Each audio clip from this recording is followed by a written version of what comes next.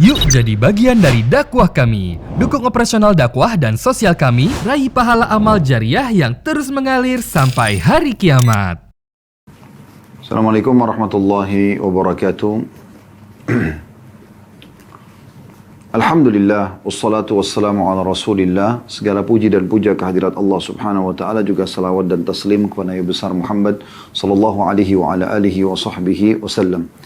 Kita akan menunjukkan pada buku kita doa, kumpulan doa dalam Al-Quran dan Al-Hadith, dan kita akan masuk insyaAllah di dalam doa bersin di bab ke-77. Dan kita langsung saja masuk sabda Nabi SAW di sini. Kata Syekh Sa'ad, diangkat sabda Nabi SAW dalam hadis ya, yang di sini diriwayatkan oleh Imam Bukhari, jadi 7 halaman 125 ya. Kata Nabi SAW, apabila salah seorang di antara kalian bersin, maka hendaklah dia mengucapkan Alhamdulillah. Alhamdulillah, segala puji bagi Allah. Dan saudara atau temannya yang mendengar mengucapkan Yarhamkallah. Yarhamkallah, ya, semoga Allah memberimu rahmat. Dan yang tadi didoakan itu, yang memuji pertama, membalas lagi sambil mengatakan Yahdikumullah wa yuslihu balakum. Semoga Allah memberikan petunjuk kepadamu dan memperbaiki keadaanmu dalam urusan dunia juga akhirat. Doa ini teman-teman sekalian doa yang sangat mulia. Doa yang sangat mulia. Bahkan salah satu yang dicemburui oleh orang-orang Yahudi dari kaum muslimin justru karena bersin dan ada doa ini. Jadi kita kalau bersin, yang tadi kita coba jelaskan hikmah dan mukjizat daripada bersin itu sendiri, ya, insya Allah kita pada saat bersin, kita sedang mengeluarkan ya, dengan kekuatan yang otomatis ya, dari diri kita yang Allah SWT sudah ciptakan, langsung mengeluarkan banyak sekali kotoran-kotoran debu yang mau nggak mau dengan hikmah Allah keluar gitu. Ya, dan tidak ada yang bisa membendung bersinnya. Dan karena itu semua, Allah Subhanahu Wa Taala memerintahkan kita untuk memujinya. Jadi kita membaca Alhamdulillah. Alhamdulillah, kita baca segala puji bagi Allah Subhanahu Wa Taala karena telah mengeluarkan banyak ya, hal-hal yang mungkin berbahaya bagi kesehatan kita. Dan saking luar biasanya sampai Allah Subhanahu Wa Taala mengatur bersin itu tanpa ada yang bisa membendungnya. Ya. Dan makin sering kita bersin, tentu bukan pada saat lagi flu ya. Dalam arti kata, kita bersin di waktu-waktu tertentu, maka makin banyak yang kita keluarkan dari kotoran-kotoran yang telah tersaring ya di dalam hidung kita, bahkan tertarik dari seluruh tubuh kita dengan bersin tersebut. Oleh karena itu, karena kita memuji Allah Subhanahu Wa Taala dengan bersin, maka saudara kita muslim yang mendengarkan kita kalau memuji Allah karena bersin, dianjurkan mengatakan Yarhamkallah, Yarhamkallah. Semoga Allah merahmatimu, maksudnya semoga rahmat Allah, karunia Allah, rezeki Allah selalu datang kepadamu karena engkau telah memujinya dengan mengucapkan Alhamdulillah. Kemudian orang yang didoakan tadi, semoga diberikan karunia, membalas lagi sambil mengatakan Yahdikumullah wa yuslihu balakum. Semoga Allah memberikan petunjuk kepadamu karena kau telah mendoakanku. Dan juga semoga Allah dengan doamu ini ya, memperbaiki keadaanmu dunia dan akhirat. Ya, kita bisa bayangkan teman-teman sekalian bagaimana indahnya pada saat seorang muslim saling mendoakan hanya dengan bersin saja. Dan banyak orang menganggap remeh masalah ini karena dianggap bersin biasa. Apalagi fenomena ini sering terjadi hampir di setiap saat dalam kehidupan kita gitu. Bahkan ada orang mungkin setiap harinya dia bersin kan gitu. Tapi banyak orang yang tidak mengetahui hikmah dan mukjizat Allah Subhanahu Wa Taala di bersin, sebagaimana akan kita paparkan beberapa dalil berhubungan dengan masalah itu dan juga penelitian ilmiahnya. Saya langsung lanjutkan dulu ke bab 78 karena ini satu rangkaian yang diucapkan apabila orang kafir yang bersin dan dia mengucapkan Alhamdulillah. Maka dianjurkan kita dalam riwayat At-Tirmidzi jilid 5 halaman 82 dan Ahmad jilid 4 halaman 400, Abu Daud jilid 4 halaman 308 dan Syekh Albani menyebutkan dalam Sahih At-Tirmidzi jilid 2 halaman 354 kita membacakan untuk dia yahdikumullah wa yuslihu balakum. Jadi kita tidak usah mengucapkan yarhamkallah. Ya, walaupun dia mengatakan alhamdulillah, ya. Kalau dia orang non-muslim, kita hanya mengatakan yahdikumullah wa yuslih balakum. Artinya semoga Allah memberikan hidayah kepadamu dan juga memperbaiki keadaanmu dari kekafiran kepada keislaman. Pernah satu kali Nabi SAW menyampaikan dalam sebuah hadis kalau orang-orang Yahudi cemburu sekali dengan bersin ini. Ya, karena mereka ingin mendengarkan doa yarhamkallah, semoga Allah merahmatimu di saat orang mengatakan alhamdulillah. Mungkin Anda mengatakan begini, bagaimana caranya orang non-muslim bilang alhamdulillah Ustaz? Iya, orang-orang non-muslim yang hidup di negara Arab, apalagi dari turunan Arab, kan ada dari turunan Arab yang Nasrani, mereka menggunakan bahasa Arab. Maka mereka pun mengatakan alhamdulillah dalam kehidupan sehari-hari mereka. Jangan asing Anda mendengarkan itu, gitu kan? Sama juga pada saat bersin, mungkin bisa mereka mengatakan alhamdulillah. Tapi bagi muslim kita mengatakan yarhamkallah, semoga Allah merahmatimu. Baru orang yang tadi bersin itu setelah didoakan oleh orang yang mendengarkan bersin, dia memuji Allah, maka mengatakan yahdikumullah yuslih balakum. Kalau laki-laki yarhamkallah, kalau perempuan yarhamkillah, ya. Jadi kita bedanya di ka dan ki. Yarhamkumullah atau yarhamkallah dengan yarhamkillah, ya. Kalau orang kafir atau orang non-muslim kita langsung membaca saja yahdikumullah wa yuslih balakum. Ini poinnya. Baik, saya akan coba teman-teman sekalian masuk membahas beberapa hadis yang mirip serupa dengan ini, tentu di luar daripada buku kita, ya. Dan kita coba korek mukjizat daripada bersin itu sendiri. Ada hadis Nabi SAW dari sahabat Nabi yang mulia Abu Hurairah radhiyallahu anhu, beliau mengatakan bahwasanya Nabi SAW bersabda, Inna Allah yuhibbul atasha, atau Inna Allah yuhibbul utasha. Saya ulangi, Inna Allah yuhibbul utasha, Inna Allah yuhibbul utasha wa yakrahu at-tatha'uba fa idza atasa, maaf saya ulang, fa idza atasa fa hamidallah fa haqqa ala kulli muslimin sami'ahu an yushammatahu wa amma at-tatha'ubu fa innama huwa min asy-syaitani falyaruddahu mastata'a fa idza kana dahika minhu syaitan. Artinya, sungguhnya Allah menyukai bersin.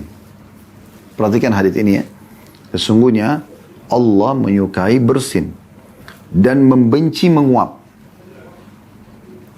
Karenanya, kata Nabi SAW, apabila salah seorang, ya, dari kalian bersin, lalu dia memuji Allah, maka kewajiban atas setiap muslim yang mendengarkan untuk mentashmidnya atau mengatakan yarhamkallah. Kalau laki-laki yarhamkillah, kalau perempuan. Adapun menguap, maka dia tidaklah datang kecuali dari syaitan, karena hendaklah menahan karenanya pada saat menguap, hendaklah menahan semampunya. Jika dia sampai mengucapkan misalnya dengan menguap, ya, maaf, saya kasih contoh tadi supaya jelas gitu, maka syaitan akan menertawakannya. Hadis ini diriwayatkan oleh Bukhari nomor 6223 dan Muslim 2994. Dari hadis ini coba Anda perhatikan baik-baik potongan hadis Nabi SAW, Inna Allah yuhibbul utasha, ya. Sesungguhnya Allah SWT sangat suka dengan bersin. Utas, ya, ini atau atash, ya, itu bersin. Utash, bersin. Allah suka. Bagaimana caranya? Kok bisa Allah suka dengan bersin? Ya. Maka jawabannya sederhana. Karena Allah Subhanahu wa Ta'ala ingin menyelamatkan hambanya dari masalah-masalah yang dia hadapi dan dia tidak bisa tangani sendiri. Maka Allah datangkan bersin itu untuk menyelamatkan hambanya dari permasalahan yang dia sendiri tidak bisa menanganinya. Oleh karena itu kalau orang bersin tidak bisa dia tahan, ya. Dan Allah suka di sini maksudnya pada saat hamba itu bersin karena dia diselamatkan dari banyak masalah yang mungkin menimpa dia dan dia memuji Allah. Dia sambil mengatakan alhamdulillah. Nah, ini sebabnya Allah mencintainya atau menyukai, karena Allah memberikan untuk menyelamatkan hambanya dan dia dipuji setelah itu. Kemudian Dikatakan dan Allah membenci menguap. Ya. Jadi kalau mengantuk, terpaksa harus menguap. Dan kalau Anda sedang tidak mengantuk, lalu Anda menguap, mutlak dari syaitan. Kalau menguap kena mengantuk pun, itu umumnya dari syaitan juga. Tapi kalau tidak ada mengantuk, ya, maka ini lebih kuat godaan syaitan pada saat itu. Contoh misalnya Anda lagi mengaji, lalu Anda menguap. Anda lagi sholat, Anda menguap. Anda lagi berzikir, menguap. Ini semua dari syaitan. Nabi SAW sudah berikan gambarannya. Dan Allah membenci menguap. Karenanya kata Nabi SAW, apabila salah seorang dari kalian bersin lalu dia memuji Allah, maka kewajiban atas setiap muslim yang lain mendengarnya untuk mengucapkan doa kepadanya, yarhamkallah. Kalau laki-laki yarhamkillah, kalau perempuan semoga Allah merahmatimu. Gitu. Adapun menguap, maka dia tidaklah datang kecuali dari syaitan. Karenanya kalau menguap, hendaklah menahan menguap itu semampunya. Jika dia sampai mengucapkan ha gitu ya sambil menguap, tidak menutupnya, maka syaitan akan menertawakannya. Ya. Bahkan subhanallah di mata manusia sendiri jadi jelek pemandangannya ya. Kita bukan sedang membahas masalah nguap, tapi memang hadisnya digabung antara bersin sama nguap. Bersin yang Allah suka dan menguap yang Allah benci. Dalam hadis yang lain Abu Sa'id Al-Khudri radhiyallahu anhu menuturkan, dia berkata bahwa Rasulullah sallallahu alaihi wasallam bersabda, "Idza tatha'aba ahadukum falyumsik biyadihi ala fihi fa inna syaitana yadkhul." Kalau riwayat tadi pertama syaitan menertawakan. Perhatikan riwayat yang kedua nih, riwayat Imam Muslim nomor 2995. Bila salah seorang dari kalian menguap, maka hendaklah dia menahan mulutnya dengan tangannya. Karena sesungguhnya syaitan akan masuk. Coba. Jadi kalau orang menguap tanpa menutup mulutnya, syaitan akan masuk ke dalam tubuhnya. Jadi ini adalah cara yang paling mudah syaitan masuk ke dalam diri manusia melalui uapan mulut. Maksudnya mulut yang terbuka, lalu kemudian tidak ditutup, lalu kemudian syaitan masuk. Makanya kalau anda yang mengatakan, saya tidak bisa tidur Ustaz, coba ngaji. Nguap pasti. Kesannya ngantuk gitu ya. Tapi kalau lagi nonton, lagi segala macam, begadang untuk kegiatan-kegiatan yang tidak ada hubungannya sama agama, maka tidak nguap-nguap gitu. Jadi ini dari syaitan. Di majelis ilmu orang suka menguap. Ya. Bahkan subhanallah kadang-kadang syaitan ingin menertawai dia dengan cara buat dia menguap-nguap depan temannya. Temannya pun menertawakan atau merasa tidak nyaman dengan dia. Ibnu Hajar berkata, Imam Al-Khattabi mengatakan bahwa makna cinta dan benci pada hadis di atas, cintanya Allah pada bersin, bencinya Allah pada menguap, dikembalikan kepada sebab yang termaktub dalam hadis itu sendiri, yaitu bahwa bersin terjadi karena badan yang kering dan pori-pori kulit terbuka. Dan tidak tercapainya rasa kenyang. Ini berbeda dengan orang yang menguap. Menguap terjadi karena badan yang kekenyangan dan badan terasa berat untuk beraktivitas. Hal itu karena banyaknya makanan. Bersin bisa menggerakkan orang untuk bisa beribadah, sedangkan menguap menjadikan orang itu malas. Ini dinukil dari Fathul Bari jilid 10 halaman 407. Nah, jadi ini sedikit detail ya dibahas oleh Ibnu Hajar rahimahullah. Kenapa Allah suka dengan bersin? Kenapa Allah benci dengan menguap? Padahal Allah yang menciptakannya gitu kan. Dan kalau kita menguap kita disuruh tutup. Umumnya alasan Ibnu Hajar mengatakan, Imam Al-Khattabi mengatakan, saya ulangi lagi, bahwa makna cinta dan bersih pada hadis dikembalikan kepada sebab yang termaktub dalam hadis itu sendiri. Yaitu bahwa bersin terjadi karena badan yang kering dan pori-pori kulit yang terbuka. Dan tidak tercapainya rasa kenyang. Jadi orang bersin tidak ada gangguannya sama sekali. Bahkan habis bersin dia merasa dia lebih segar kembali. Ya.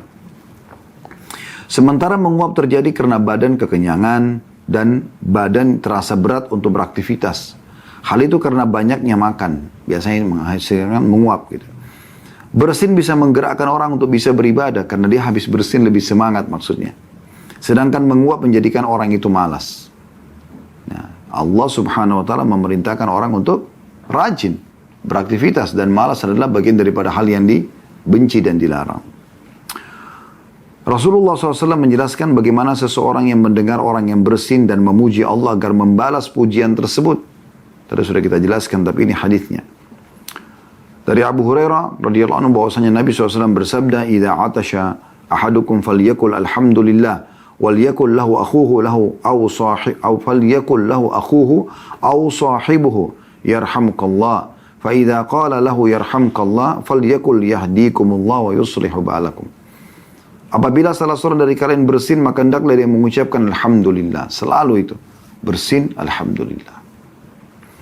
Dan hendaklah dia, sedangkan saudaranya atau temannya yang mendengarkan, mentashmitnya, mendoakan dia, mengatakan yarhamkallah. Semoga Allah merahmatimu. Kalau perempuan, yarhamkillah.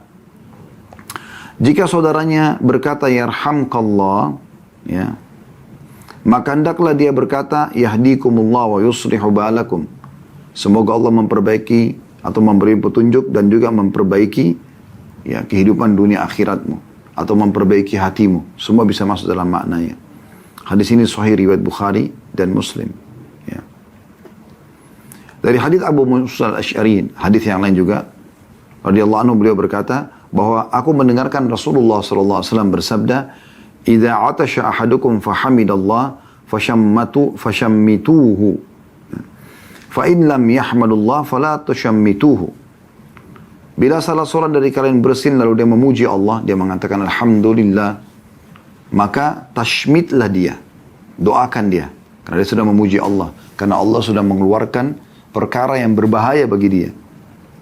Maka berdoakan dia, ucapkan yarhamkallah, ya. Yarhamkillah, ya. Tapi kalau dia tidak memuji Allah, tidak mengatakan alhamdulillah, maka janganlah kalian mentashmitnya. Jangan kalian doakan balik. Hadis ini diriwayatkan oleh Muslim nomor 2992. Ya, jadi jangan Anda misalnya ada temannya hajin bersil gitu. Dia nggak bilang alhamdulillah, langsung Anda mengatakan yarhamkallah. Jangan. Walaupun Anda niatnya menyinggung dia. Lebih baik Anda mengatakan sudah puji Allah belum akhi? Ya. Sudah puji Allah belum ukhti misalnya. Alhamdulillah. Kalau sudah bilang baru kita bilang yarhamkallah kalau laki-laki, yarhamkillah kalau perempuan. Jadi jangan dia tidak memuji Allah lalu kita mengatakan yarhamkallah. Walaupun kita niatnya tadi menyinggung dia. Karena Nabi SAW bilang itu. Ajaran Nabi SAW kalau kalian tidak mendengarkan dia memuji Allah, jangan tashmid dia. Juga dalam riwayat lain, riwayat Abu Hurairah radhiyallahu anhu, bahwasanya Rasulullah, beliau berkata, Abu Hurairah berkata radhiyallahu anhu, anna Nabi sallallahu alaihi wasallam kana idza atasha ghatta wajhahu bi yadihi aw bi thawbihi wa ghatta biha sauta. Sekarang kita masuk ke adabnya. Ya. Jadi selain bersin itu Allah cintai, ada adabnya teman-teman. Kenapa? Karena yang kita keluarkan umumnya adalah kotoran. Terbukti bersin itu semuanya umumnya ya, memiliki bau yang kurang sedap. Perhatikan apa kata Abu Hurairah radhiyallahu anhu, bahwasanya Nabi SAW ketika bersin beliau menutup wajahnya dengan tangannya atau kainnya sambil merendahkan suara. Jadi mengambil baju menutup hidungnya SAW pakai kain. Kadang-kadang dalam riwayat dikatakan ujung baju beliau SAW. Jadi ujung baju biasanya kalau dengan panjang ya. Atau pakai sapu tangan kalau kita sekarang. Atau pakai tisu. Jadi tidak membiarkan bersin itu kemana-mana. Karena kan apalagi orang kalau lagi sakit, lagi flu. Itu kan baunya tidak sedap. Dan mungkin bisa menyebarkan virus itu. Maka kita disuruh tutup. Nabi SAW. Nabi beliau menutup. Ya. Baik itu dengan tangannya atau dengan ya, kain. Bisa dengan tangan atau dengan kain baju. Atau mungkin sapu tangan, tisu. Dan beliau mengecilkan suaranya. Nah ini termasuk adabnya. Hadits ini hadits yang sahih diriwayatkan oleh Tirmidzi nomor 2745 dan Abu Daud nomor 5029. Ini termasuk adab yang harus diperhatikan. Karena saya lihat banyak sekali orang yang bersin, main bersin saja. Betul dia muji Allah mengatakan alhamdulillah, tapi dia biarkan basah ke sana sini. Apalagi di sejadah masjid misalnya. Mengganggu orang lain. Baunya jadi tidak sedap. Bisa menyebarkan juga ya, kalau dia flu kepada orang lain. Maka ini harusnya dijauhi. Nah ini adabnya. Dalam beberapa riwayat dikatakan Nabi SAW menggunakan ujung kain baju beliau. Dan tidak kalah penting setelah memuji Allah, menutup hidung dengan tangan atau kain, juga mengecilkan suara. Ada orang kadang-kadang bersin hampir satu lantai itu mendengarkan bersinnya. Karena tidak dikecilkan. Ya. Jangan juga kita tutup lubang hidung sehingga tidak keluar apa yang harus keluar gitu. Nah ini adabnya. Nah dalam satu tulisan yang menarik ya, di dalam kitab Al-Haqa'iq At-Tabi'ah fil Islam di halaman 155 ada sebuah nukilan yang menarik di situ. Dikatakan bahwasanya para dokter di zaman sekarang mengatakan menguap adalah gejala yang menunjukkan bahwa otak dan tubuh orang tersebut membutuhkan oksigen dan nutrisi. Ya, itu kalau menguap. Dan karena organ pernapasan kurang dalam menyuplai oksigen kepada otak dan tubuh. Hal ini terjadi ketika kita sedang kantuk atau pusing, lesu, dan orang yang sedang menghadapi kematian. Dan menguap adalah aktivitas menghirup udara dari dalam melalui mulut dan bukan mulut dengan cara biasa menarik nafas dalam-dalam. Karena mulut bukanlah organ yang disiapkan untuk menyaring udara seperti hidung. Apabila mulut tetap dalam keadaan terbuka ketika menguap, maka masuk juga berbagai jenis mikroba dan debu atau kutu bersamaan dengan masuknya udara ke dalam tubuh. Oleh karena itu dalam petunjuk Nabawi yang mulia agar kita melawan tanda kutip menguap itu sekuat kemampuan kita ataupun menutup mulut saat menguap dengan tangan kanan ataupun dengan punggung tangan kiri. Jadi misalnya kita tutup dengan tangan kanan kita sampai sekuat mungkin. Atau bisa juga dengan punggung tangan kanan atau tangan kiri ya, ditutup. Atau Anda kuat tahan sekuatnya. Ya. Jadi jangan sampai terbuka mulutnya, ditahan bibirnya supaya dia tidak terbuka. Karena dengan terbukanya tadi sudah dijelaskan ya, selain syaitan bisa masuk, juga bisa memasukkan banyak ya, hal-hal yang mungkin bisa berbahaya bagi kesehatan. Ya, karena memang mulut bukan tempat untuk masukkan udara, hidung yang memang ada penyaringnya. Kalau mulut tidak. Sementara bersin adalah lawan dari menguap, yaitu keluarnya udara dengan keras, kuat, disertakan hentakan melalui dua lubang, hidung dan kadang mulut. Maksudnya mulut ikut, tapi umumnya dari hidung gitu. Maka akan terkuras dari badan bersamaan dengan bersin itu sejumlah hal seperti debu, ya, atau haba. Haba itu sesuatu yang sangat kecil di udara yang hanya terlihat ketika ada sinar matahari, ya. Atau kutu atau mikroba yang terkadang masuk ke dalam organ pernapasan.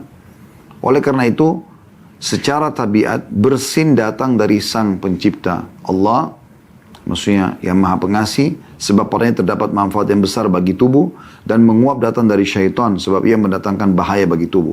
Dan atas setiap orang hendaklah memuji Allah yang Maha Suci lagi Maha Tinggi ketika dia bersin, dan agar meminta perlindungan kepada Allah dari syaitan yang terkutuk ketika dia sedang menguap.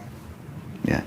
Begitu luar biasanya ya, penyebutan tentang masalah ya, kedudukan bersin yang kadang-kadang orang anggap remeh gitu. Ya. Jadi memang dia punya hukum tersendiri dalam agama Islam. Dan memang selalu saja berhubungan antara bersin kalau kita dalam hadis tadi dengan menguap ini. Dan bagaimana kita melihat bersin dipuji oleh Allah SWT dan ada hukum sendiri.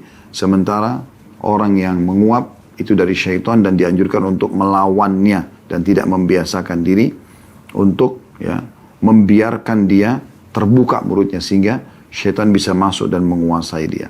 Dan sekian banyak hadis yang berhubungan dengan masalah adab-adab dalam masalah bersin ini.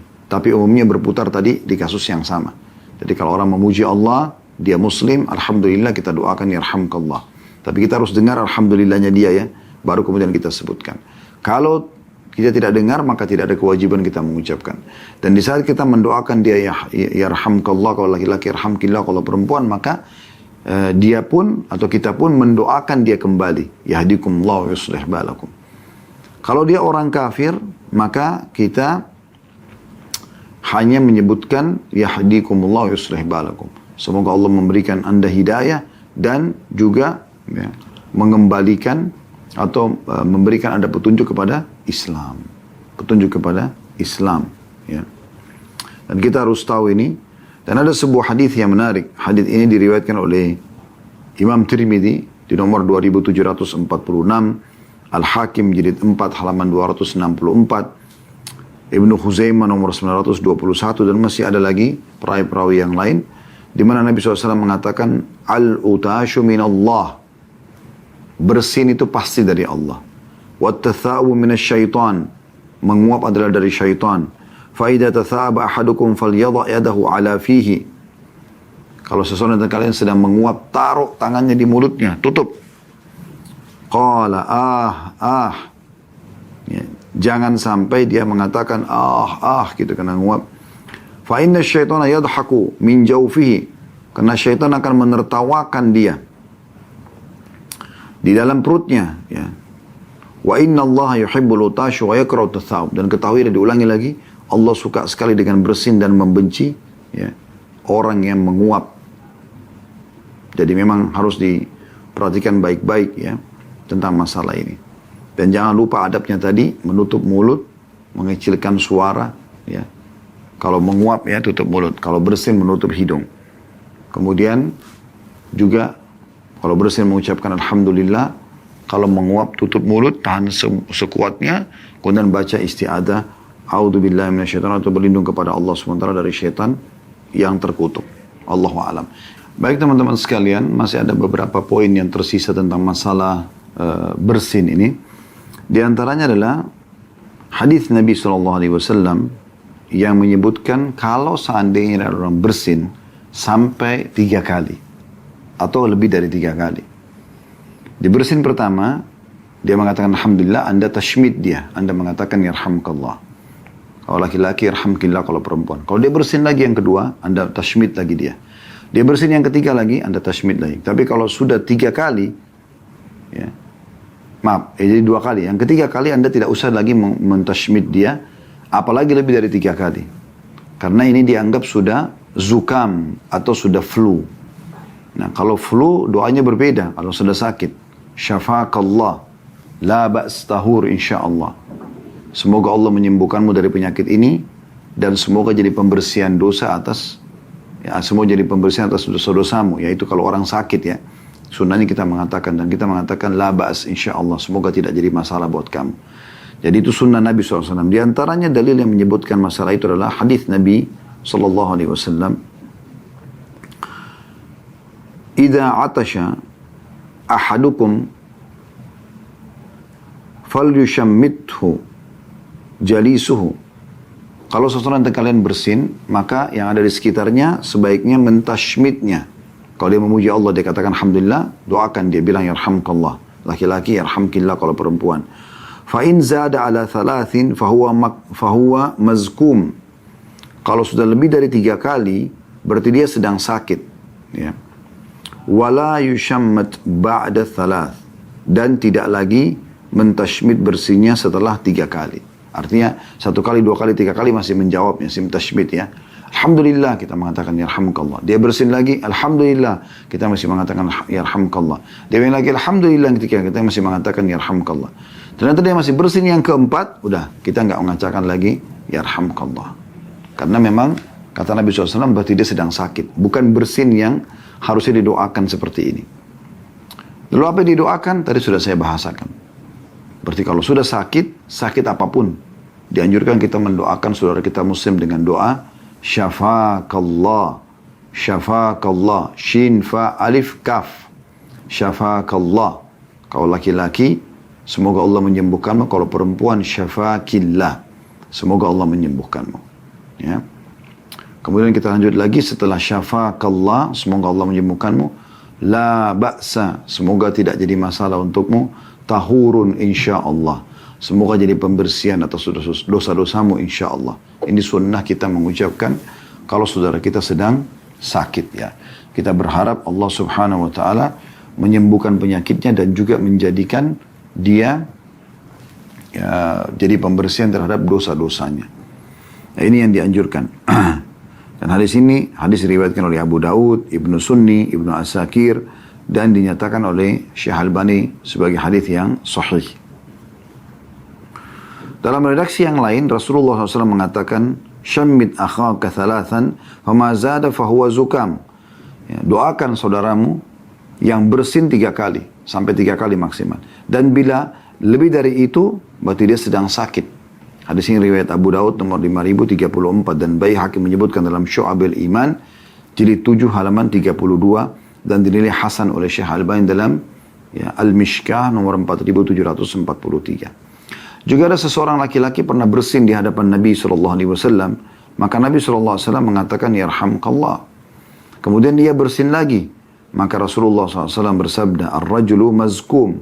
Laki-laki ini sedang sakit. Hadis ini sahih diriwayatkan oleh Muslim. Nomor 2993. Ya.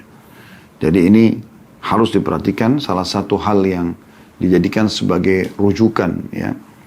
Jadi kalau orang bersin, 1 kali dijawab, didoakan, yang kedua kali, yang ketiga kali, yang keempat kali sudah tidak lagi ditashmid, didoakan yarhamkallah, tapi didoakan doa yang lain, yaitu minta agar diberikan kesembuhan. Dan kita, kalau tidak salah, pernah kita membahas itu ya, tentang doa-doa kesembuhan. Kalaupun belum, berarti akan ada nanti di babnya sendiri dalam kumpulan doa kita ini insya Allah. Kemudian tadi sempat saya singgung juga bahwasanya orang-orang Yahudi berharap sekali agar mereka kalau bersin di hadapan Nabi SAW didoakan yarhamkallah. Tapi Nabi SAW tidak lakukan itu. Karena doa ini hanya untuk orang muslim. Riwayatnya dikatakan dari Abu Musa radhiyallahu anhu, beliau mengatakan, Kana al-Yahudu yata'atashuna 'inda Nabi SAW. Orang-orang Yahudi, mereka sengaja bersin di hadapan Nabi SAW. Yarjuna an yaqula lahum yarhamkumullah. Mereka berharap agar Nabi mengatakan semoga Allah merahmati kalian. Karena doa rahmat ini luar biasa ya. Artinya semua yang baik-baik namanya rahmat Allah. Rezeki, jalan keluar dari permasalahan, sembuh dari penyakit, itu namanya semua rahmat Allah subhanahu wa ta'ala. Fayaqul, tapi Nabi SAW justru mengatakan, Yahdikumullah wa yuslih ba'alakum. Semoga Allah berikan kalian hidayah dan memberikan kalian petunjuk ya kepada Islam. Kepada Islam. Jadi memang harus difahami baik-baik tentang masalah ya, ini. Jadi tidak boleh sembarangan kita ya, mendoakan hanya untuk orang-orang muslim saja. Dan orang kafir ada batasannya kalau mereka sedang bersin. Baik teman-teman sekalian, itulah yang bisa kami sampaikan. Semoga bermanfaat. Kalau ada benar dari Allah, kalau ada salah dari saya, mohon dimaafkan. Subhanakallahumma bihamdika. Asyhadu an la ilaha illa anta astaghfiruka wa atubu ilaik. Assalamualaikum warahmatullahi wabarakatuh.